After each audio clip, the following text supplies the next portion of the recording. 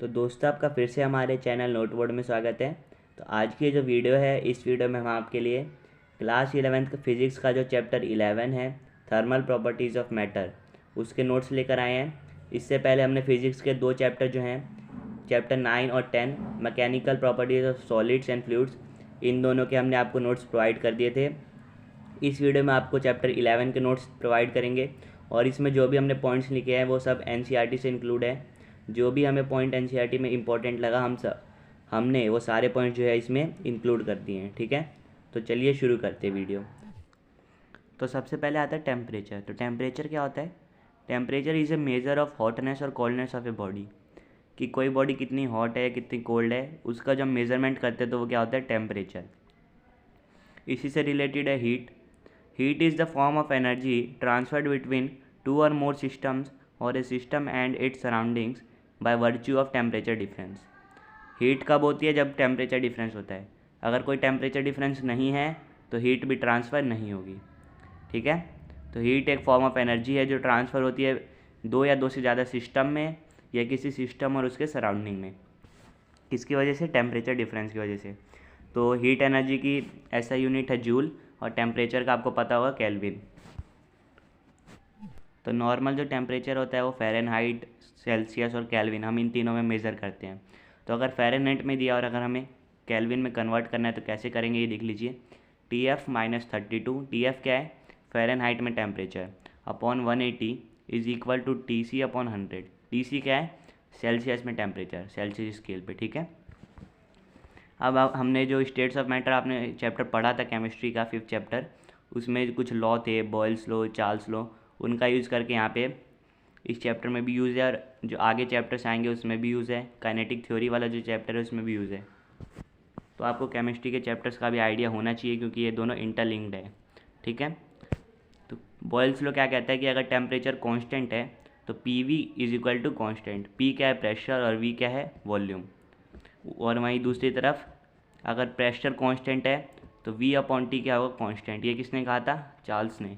ठीक है, तो ये चार्ल्स लॉ है। जब हम इन दोनों को कंबाइन करेंगे तो हमें ये मिलेगा, PV upon T is equal to constant. Constant की जगह हम यहाँ पे क्या रिप्लेस कर रहे हैं? New are. न्यू क्या है? Number of moles. ठीक है, तो PV क्या आ जाएगा? Nu R T. This law is applicable to any quantity of any low density gas. और इस इक्वेशन को क्या कहते हैं? Ideal gas equation. और ये किस पे एप्लीकेबल है? Low density gas. ठीक है, उसका चाहे कितनी भी क्वांटिटी हो। तो यहाँ पे जो हमने देखा PV is equal to nu R T, इसको कभी कभी हम PV is equal to NRT भी कह देते हैं। N क्या है? नंबर ऑफ मोल्स, उसको न्यू से भी डिनोट कर देते हैं। तो यहाँ पे न्यू जो है नंबर ऑफ मोल्स, और आर क्या जो है?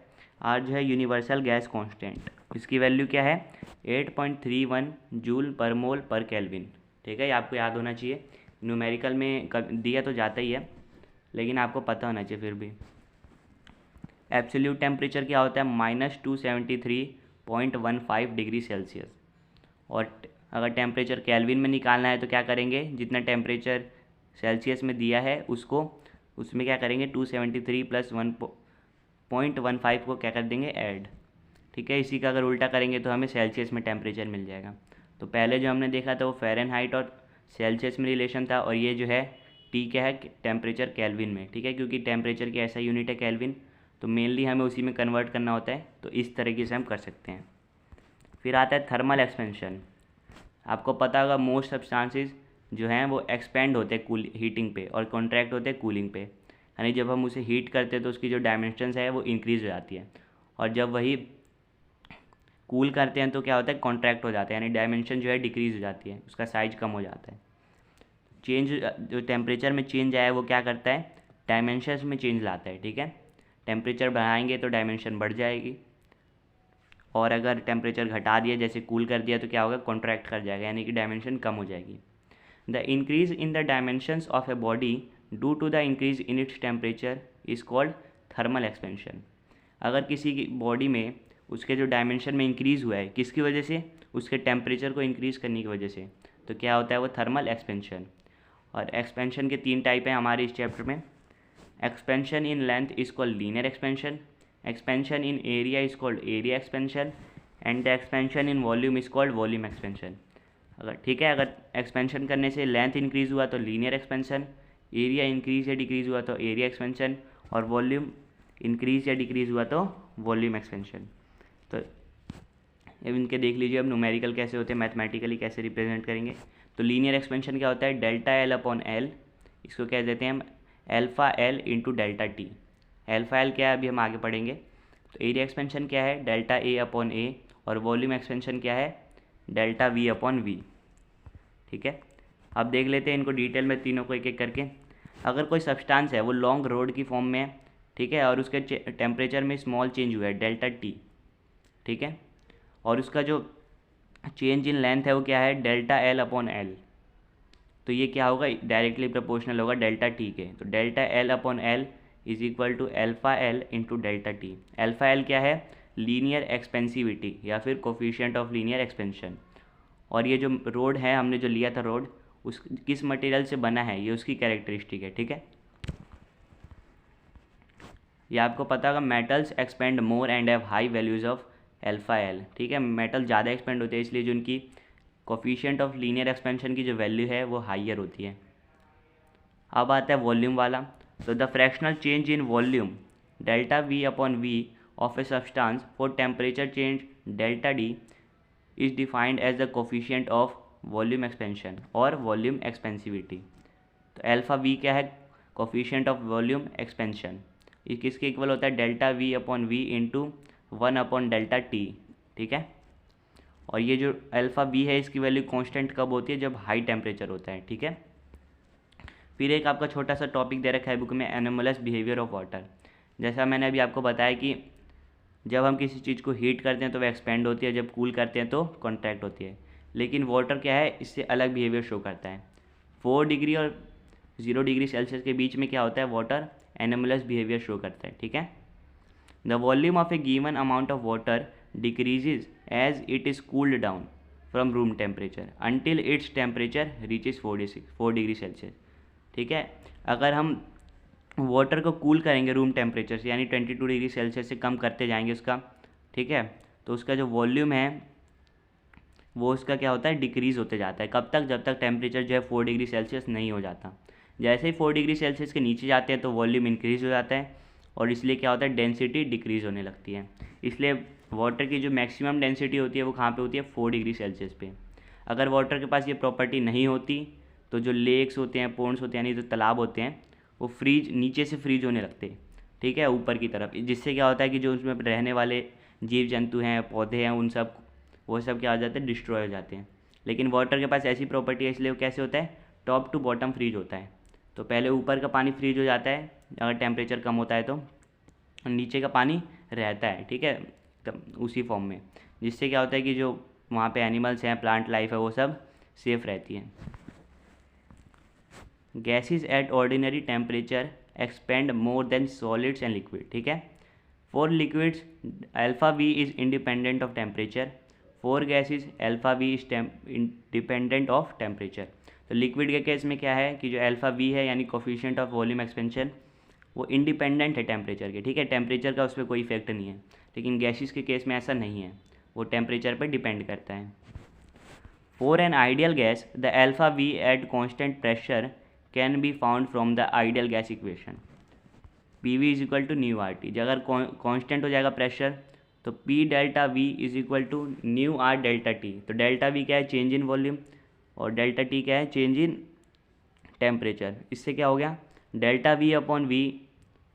ठीक है, यहाँ पे क्या हो गया, प्रेशर कांस्टेंट है, प्रेशर कांस्टेंट है, इसको हटा दिया पी को। यहाँ पे क्या है, नंबर ऑफ मोल्स और आर तो पहले से ही कांस्टेंट है, ये दोनों भी हट जाएंगे। तो delta V upon V is equal to delta T upon T. इससे हमें क्या मिला, delta V upon V into 1 upon delta T क्या हो गया, 1 अपॉन टी के इक्वल। ठीक है, यानी इसको हमने अभी पढ़ा था कि ये क्या किसके इक्वल होता है, अल्फा वी के। तो अल्फा वी किसके इक्वल हो गया, 1 upon T for ideal gas. ठीक है, यानी कि टेम्परेचर इंक्रीज़ होगा तो अल्फा वी की वैल्यू डिक्रीज़ होगी, टेम्परेचर डिक्रीज़ होगा तो अल्फा वी की वैल्यू इंक्रीज़ होगी, यानी एक दूसरे के इन्वर्सली प्रोपोर्शनल है। अब आता है relation between alpha V and alpha L. एक मान लीजिए क्यूब है, उसका लेंथ एल है, उसको इक्वली हर डायरेक्शन में एक्सपेंड किया है। ठीक है, उसका टेम्परेचर कितना बढ़ा दिया है, डेल टी। तो डेल्टा एल क्या हो जाएगा, alpha L into L into delta T, और उसका वॉल्यूम क्या हो गया, इंक्रीज़ हो गया, पहले एल था अब डेल्टा एल हो गया। ठीक है, तो अब हमें डेल्टा वी अगर वॉल्यूम चेंज कितना हुआ वो निकालना है तो क्या करेंगे, एल प्लस डेल्टा एल का क्यूब माइनस जो पहले था एल का क्यूब, उसको माइनस करेंगे तो ये इक्वल आएगा लगभग किसके, 3L² डेल्टा एल। जब हम इसको सॉल्व करेंगे ए प्लस बी का होल क्यूब जब ये फॉर्मूला लगाएंगे तो डेल्टा एल स्क्वायर जो है और डेल्टा एल क्यूब इसको नेगलेक्ट कर देंगे क्योंकि इसकी जो वैल्यू है बहुत ही स्मॉल है। ठीक है, जब स्मॉल बहुत वैल्यू हो जाती है तो उसको क्या कर देते हैं, नेगलेक्ट कर देते हैं। इससे हमें क्या मिला, alpha V is equal to 3V delta L upon L is equal to 3V alpha L into delta T. इससे हमें क्या रिलेशन मिला, जो अल्फ़ा वी है वो किसके इक्वल होता है, 3 टाइम्स ऑफ अल्फ़ा एल, यानी जो कोफिशिएंट ऑफ वॉल्यूम एक्सपेंशन है वो कोफिशिएंट ऑफ लीनियर एक्सपेंशन का 3 टाइम्स होता है। इसी तरीके से एक और है, देख लीजिए, इसमें मैंने फिगर भी बना रखा है। तो ये देख लीजिए, एक रेक्टेंगुलर शीट है, इसका देखिए लेंथ ए है, ब्रेड्थ बी है, उसमें चेंज किया गया। उसके बाद क्या होता है देख लीजिए, जब इसको सॉल्व करेंगे पूरा तो हमें क्या मिलता है कि जो अल्फ़ा ए है यानी कोफिशिएंट ऑफ एरिया एक्सपेंशन वो ट्वाइस होता है कोफिशिएंट ऑफ लीनियर एक्सपेंशन के। ठीक है, तो इससे हमें रिलेशन क्या मिला कि जो वॉल्यूम एक्सपेंशन होता है वो लीनियर एक्सपेंशन का 3 टाइम्स होता है और जो एरिया एक्सपेंशन है वो लीनियर एक्सपेंशन का 2 टाइम्स होता है। ठीक है, आप एक बार ये देख लीजिए आराम से। ठीक है, ये डेरिवेशन है, ये आपके बुक में एक एग्जाम्पल के फॉर्म में दे रखा है, तो बुक में आप देखेंगे तो आपको समझ आ जाएगा। ठीक है, इसलिए मैं इन टॉपिक्स को बता नहीं रहा हूँ क्योंकि न्यूमेरिकल है, हमारे पास बोर्ड नहीं है अभी, तो जो बताने वाली चीज़ें हैं जो आप एक्सप्लेन कर सकता हूँ वो मैं कर रहा हूँ। ठीक है, फिर आता है हमारे में topic specific heat capacity. The change in temperature of a substance when a given quantity of heat is absorbed और rejected by it is characterised by quantity called the heat capacity. किसी जो कोई सब्सटेंस है उसके temperature में जो change हुआ है, जब उसने क्या किया, हीट एब्जॉर्ब की हो या हीट रिजेक्ट की हो, उसको क्या कहते हैं, हीट कैपेसिटी। और हीट कैपेसिटी एस से डिनोट करते हैं, कैपिटल एस। कैपिटल एस क्या होता है, delta Q upon delta T, where delta Q क्या है, amount of heat supplied to the substance to change its temperature from T to T plus delta T. तो delta Q वो heat है जो हमने उस सब्सटेंस को सप्लाई करी है ताकि उसका जो टेम्परेचर है वो टी से किस में बदल जाए, टी प्लस डेल्टा टी। ठीक है, ये तो था हीट कैपेसिटी। अब आता है specific heat capacity. Specific heat capacity is defined as the amount of heat per unit mass absorbed और given off by the substance to change its temperature by 1 unit. तो ये वो अमाउंट ऑफ हीट है पर unit मास जो किसी substance ने absorb की है या रिलीज़ की है, किस लिए, ताकि जो उसका टेम्परेचर है वो 1 यूनिट से इंक्रीज़ हो जाए। इसको हम डिनोट करेंगे स्मॉल एस से। तो स्मॉल एस क्या होगा, capital S upon M. Capital S की वैल्यू क्या थी, del Q upon del T, तो स्मॉल एस की वैल्यू क्या हो जाएगी, 1 upon M into delta Q upon delta T. M क्या है, मास है, ठीक है, जो सब्सटेंस है उसका। क्यू क्या है, अमाउंट ऑफ हीट एब्जॉर्ब्ड और रिलीज्ड। टी है चेंज इन टेम्परेचर, इसलिए जो स्मॉल एस है यानी स्पेसिफिक हीट कैपेसिटी, इसकी ऐसा यूनिट क्या हो जाएगी, जूल पर केजी पर केल्विन। ठीक है, आप फॉर्मूला देख के आराम से किसी का भी आप ऐसा यूनिट निकाल सकते हैं। अब एक और टर्म आती है मोलर स्पेसिफिक हीट कैपेसिटी। अगर कोई सब्सटेंस है उसका जो मास है वो मास की फॉर्म में नहीं बल्कि मोल्स की फॉर्म में दिया है, यानी न्यू की फॉर्म में दिया है। ठीक है, तो उसको हम कैसे करेंगे, तो इसकी वैल्यू हो जाएगी S is equal to C is equal to capital S upon nu. ठीक है, एम की जगह बस न्यू आ गया, बाकी सब वही है, तो इसीलिए जो इसकी यूनिट हो जाएगी वो भी चेंज हो जाएगी। ऐसा यूनिट जूल पर मोल पर केल्विन, वहाँ पे क्या था, जूल पर केजी, क्योंकि वहाँ मास था, यहाँ पे क्या है, मोल्स है, नंबर ऑफ मोल्स, तो न्यू। ठीक है, तो कैपिटल सी की वैल्यू क्या हो जाएगी, 1 upon new into delta Q upon delta T. तो ये 3 थी टर्म्स जिनका आपको पता होना चाहिए। अब इसी में 2 आता है CP और CV। अगर जो गैस है उसे कांस्टेंट प्रेशर पे रखा गया जब तक हीट ट्रांसफ़र हो रही है तो उसको क्या कहेंगे, molar specific heat capacity at constant pressure. नाम से ही पता चल रहा है क्योंकि प्रेशर क्या होगा, कांस्टेंट, इसलिए इसको डिनोट करते हैं CP। यहाँ पे जो P है सबस्क्रिप्ट है, किसको दर्शा रहा है कि ये जो हो रहा है जो भी ऑब्जर्वेशन वो किस पे हो रहा है, कांस्टेंट प्रेशर पे। अगर प्रेशर की जगह हम क्या कर देते हैं, वॉल्यूम को मेंटेन कर देते हैं यानी कांस्टेंट कर देते हैं हीट ट्रांसफ़र के टाइम पे, तो जो मोलर स्पेसिफिक हीट कैपेसिटी होगी उसको क्या कहेंगे, molar specific heat capacity at constant volume. और इसमें सबस्क्रिप्ट क्या आएगा, वी, क्योंकि वॉल्यूम जो है वो कांस्टेंट है। आप ठीक है, ये आपको पता होना चाहिए कि वाटर की जो स्पेसिफिक हीट कैपेसिटी है वो सबसे हाईएस्ट है, इसलिए जो है वाटर कूलेंट के फॉर्म में भी यूज़ होता है ऑटोमोबाइल रेडिएटर्स में, और हीटर की फॉर्म में भी होता है, जो हॉट वाटर बैग्स होते हैं उसमें वाटर यूज़ किया जाता है। ठीक है, स्पेसिफिक हीट कैपेसिटी स्लो है, इसलिए गर्म भी जल्दी जल्दी होगा और जो ठंडा है वो भी जल्दी जल्दी होगा। यहाँ आएगा water warms and cool down slowly. ठीक है, तो फिर आता है कैलोरीमेट्री। कैलोरीमेट्री का मतलब क्या होता है, मेजरमेंट ऑफ हीट। मेट्री मतलब मेजरमेंट, और कैलोरी क्या है, हीट की ही एक यूनिट है, इसलिए कैलोरीमेट्री। अगर कोई बॉडी जो हायर टेम्परेचर पे है उसे कांटेक्ट में लाता है दूसरी बॉडी के साथ जो किस पे है, लोअर टेम्परेचर पे, तो जो बॉडी ने, हॉट बॉडी जो है उसने जो हीट लूज़ की वो किसके इक्वल होगा, जो हीट गेन की है कूल्ड बॉडी ने। ठीक है, the heat lost by the hot body is equal to the heat gained by the colder body. कब, अगर कि जो कोई भी हीट है वो स्केप नहीं हुई सराउंडिंग में, ठीक है, कोई भी हीट लीक नहीं हुई वहाँ पे, तो जो हीट लॉस्ट होगा वो इक्वल होगा हीट गेंड के। ठीक है, a device in which heat measurement can be done is called A calorimeter. ठीक है, जहाँ पे हीट मेजरमेंट होता है उस डिवाइस को क्या कहते हैं, कैलोरीमीटर। और आपकी जो बुक है एनसीईआरटी की उसमें अच्छे से ये डायग्राम दे रखा है कैलोरीमीटर का, तो आप वहाँ से रेफर कर सकते हैं। फिर है change of state. Matter 3 states में एग्जिस्ट करता है, सबको पता है, solid, liquid and gas. General बता रहे हैं, वैसे तो 5 या 6 फॉर्म्स में पाए जाते हैं। A transition from one of this states to another is called a change of state. जब एक स्टेट से दूसरे स्टेट में ट्रांजिशन होता है उसे क्या कहते हैं, change of state. The change of state from solid to liquid, जब सॉलिड से लिक्विड में कोई जाता है सब्सटेंस उसे कहते हैं मेल्टिंग, और वही सब्सटेंस अगर लिक्विड से सॉलिड में जा रहा है तो उसे कहते हैं fusion. The solid and liquid states of the substance coexist in thermal equilibrium during the change of state from solid to liquid. ठीक है, सॉलिड और लिक्विड स्टेट है दोनों को एग्जिस्ट करते हैं, यानी साथ में एग्जिस्ट करते हैं, कब, थर्मल इक्विलिब्रियम पे, जब जो स्टेट है वो सॉलिड से लिक्विड में चेंज हो रहा है। The temperature at which the solid and the liquid states of the substance is in thermal equilibrium with each other it's called its melting point. तो वो टेम्परेचर जब सॉलिड और लिक्विड स्टेट्स है substance का और थर्मल इक्विलिब्रियम में, ठीक है, यानी हीट जो है इक्विलिब्रियम में, तो क्या क्या कहलाता है वो टेम्परेचर, मेल्टिंग पॉइंट। और जो मेल्टिंग पॉइंट अगर किसी सब्सटेंस का स्टैंडर्ड एटमॉस्फेरिक प्रेशर पे है यानी 1 atm पे है तो उसे क्या कहते हैं, नॉर्मल मेल्टिंग पॉइंट। इसी तरह बॉइलिंग पॉइंट पे होता है और नॉर्मल बॉइलिंग पॉइंट पे होता है, वो देख लेते हैं। The change of state from liquid to vapour is called vaporisation.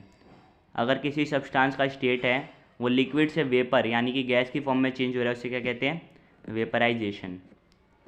The liquid and vapour states of the substance coexist in thermal equilibrium during the change of state from liquid to vapour. तो जब तक जो है वो substance का state liquid से vapour में change हो रहा है तब तक जो उसके दोनों स्टेट है, लिक्विड और वेपर स्टेट, वो को एग्जिस्ट करते हैं थर्मल इक्विलिब्रियम में। ठीक है, इसी से आगे का पॉइंट है वो हमें मिलता है, एक सेकेंड अभी। ठीक है, the temperature at which the liquid and the vapour states of the substance coexist is called its boiling point. तो वो टेम्परेचर जहाँ पे जो सब्सटेंस है उसका लिक्विड स्टेट और वेपर स्टेट दोनों साथ में एग्जिस्ट करते हैं उसे क्या कहते हैं, बॉइलिंग पॉइंट। सेम है जैसे हमने अभी पढ़ा था ऊपर मेल्टिंग पॉइंट, उसमें क्या था, सॉलिड और लिक्विड था और यहाँ पे लिक्विड और वेपर है, वैसा ही है ये देख लीजिए। The boiling point of a substance eight standard atmospheric pressure is called it's normal boiling point. ऊपर जैसे पढ़ा था नॉर्मल मेल्टिंग पॉइंट, सेम है। ठीक है, वहाँ पे मेल्टिंग था, यहाँ पे बॉइलिंग है। तीसरा भी होता है एक, the change of state from solid to vapour without passing through the liquid state is called sublimation. ठीक है, अगर कोई सब्सटेंस सॉलिड से लिक्विड में जा रहा है, जाए बिना डायरेक्ट सीधे गैस में चले जाए, या उल्टा हो जाए, गैस से लिक्विड में आए हुए बिना गैस से सीधे सॉलिड में आ जाए, तो उसे क्या कहते हैं, सब्लिमेशन। ये इसका उल्टा भी हो सकता है। ठीक है, सॉलिड टू गैस या गैस टू सॉलिड। इसके एग्जांपल हैं जैसे ड्राई आइस CO2 हो गया, या फिर आयोडीन। फिर आता है नेक्स्ट टॉपिक जो है लेटेंट हीट। लेटेंट हीट किसके इक्वल होता है, Q/M। Q क्या है, हीट, M क्या है, मास। तो लेटेंट हीट की जो ऐसा यूनिट क्या हो गई, जूल पर केजी। अब लेटेंट हीट भी दो तरह का होता है, लेटेंट हीट ऑफ फ्यूजन और latent heat of vaporisation. The latent heat for a solid liquid state change is called the latent heat of fusion and that for a liquid gas state change is called the latent heat of vaporisation. ये आप read करेंगे तो ये आपको समझ आएगा। अगर solid से लिक्विड में कन्वर्ट करते टाइम जो लेटेंट हीट है उसे क्या कहते हैं, LF, यानी लेटेंट हीट ऑफ फ्यूजन। और वहीं लिक्विड से गैस में कर रहे हैं तो latent heat of vaporisation, LV। Water के लिए क्या है, लेटेंट हीट ऑफ फ्यूजन जो है 3.33 × 10⁵ जूल पर केजी ये है। और लेटेंट हीट ऑफ वेपराइजेशन क्या है, 22.6 × 10⁵ जूल पर केजी। ठीक है, अब आता है हमारे लास्ट टॉपिक्स है कुछ, वो देख लेते हैं। हीट ट्रांसफ़र, इसमें 3 मीडियम है, कंडक्शन, कन्वेक्शन और रेडिएशन। तीनों को देख लेते हैं डिटेल में। Conduction is the mechanism of transfer of heat between two adjacent parts of a body because of their temperature difference. ठीक है, अगर कोई बॉडी है उसके दो एंड्स हैं, उनके बीच में क्या है, टेम्परेचर डिफरेंस है, तो एक पार्ट से जो दूसरे पार्ट में हीट ट्रांसफ़र होगी उसे क्या कहेंगे, कंडक्शन, उस मोड को। ठीक है, गैसेस क्या है, पुअर थर्मल कंडक्टर्स है, और जो लिक्विड है उसकी थर्मल कंडक्टिविटी क्या होती है, गैसेस से ज़्यादा और सॉलिड से कम। ठीक है, स्टेडी स्टेट क्या होता है देख लीजिए, the rate of flow of heat. Steady state में क्या होता है, जो rate of flow of heat है यानी जो हीट करंट है H, वो किसके प्रोपोर्शनल होता है, टेम्परेचर डिफरेंस TC - TD, और वहाँ पे जो एरिया ऑफ क्रॉस सेक्शन है A और लेंथ क्या है L। तो ये रिलेशन है H = KA × TC - TD / L। यहाँ जो कॉफिशिएंट ऑफ प्रोपोर्शनैलिटी है K, वो क्या है, thermal conductivity of material.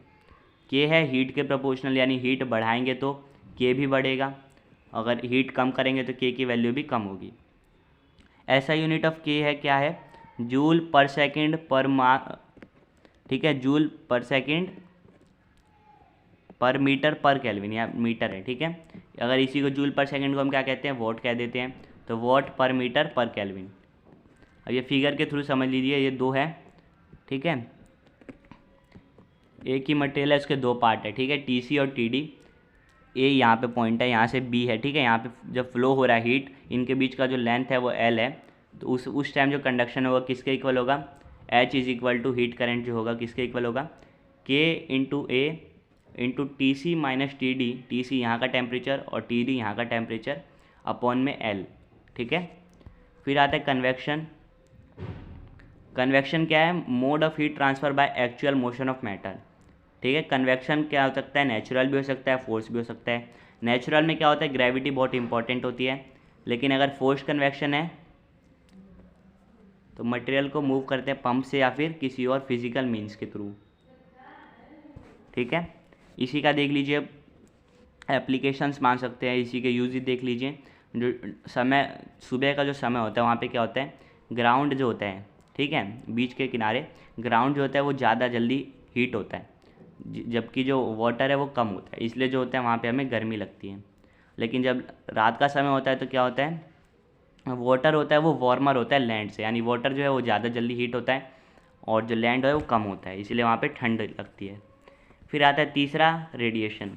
The mechanism of heat transfer which needs no medium is called radiation and the energy so transferred by electromagnetic waves is called radiant energy. इसमें हम इसके ऊपर हमने एक और वीडियो बना रखी है स्पेशल, छोटी सी वीडियो थी 5 मिनट की, वो भी आप देख सकते हैं।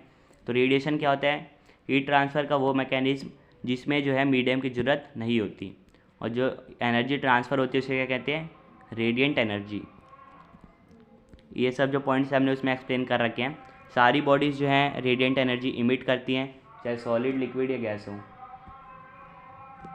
ठीक है, और जो इमिट करती है वो किसके इक्वल होता है, अगर वो इमिट करिए टेम्परेचर की वजह से तो वो क्या कहलाता है, थर्मल रेडिएशन। और थर्मल रेडिएशन जब किसी बॉडी पे गिरता है तो पार्टली क्या होता है, रिफ्लेक्ट हो जाता है, पार्टली एब्जॉर्व हो जाता है। और जो हीट एब्जॉर्व हुई है किस पे डिपेंड करती है, बॉडी के कलर पे। इसी का जो रीज़न है कि जो हम गर्मियों में हैं हल्के रंग के कपड़े पहनते हैं या वाइट कलर के कपड़े पहनते हैं ताकि हीट कम एब्जॉर्व हो और हमें गर्मी भी कम लगे। और वहीं सर्दियों में हम क्या कहते हैं, डार्क कलर के कपड़े पहनते हैं ताकि हीट ज़्यादा एब्जॉर्व हो सन से और हमारी बॉडी जो है वो वार्म रहे। ठीक है।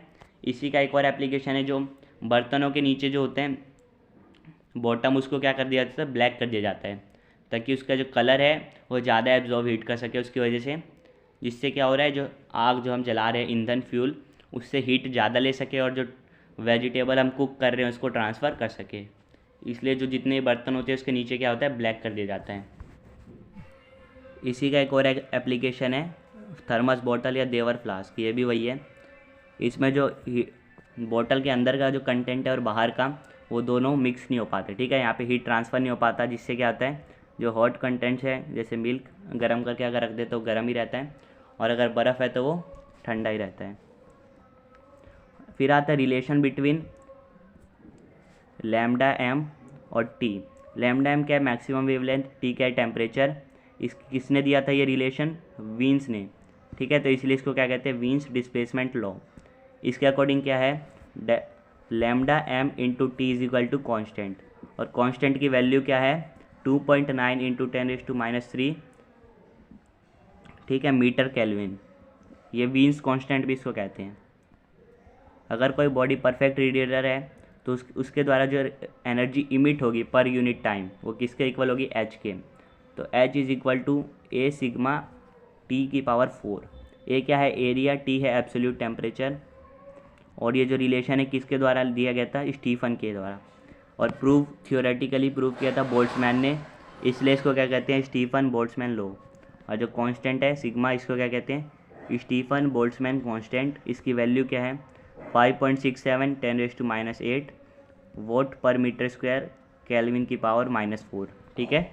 फिर इमिसिविटी क्या होता है, ई से डिनोट करते हैं। ये E1 होता है किसके लिए, परफेक्ट रेडिएटर के लिए। सेम है, देख लीजिए, सेम इक्वेशन बोल लीजिए। ई की वैल्यू अगर 1 हो जाएगी तो ये रिलेशन आ जाएगा, ठीक है।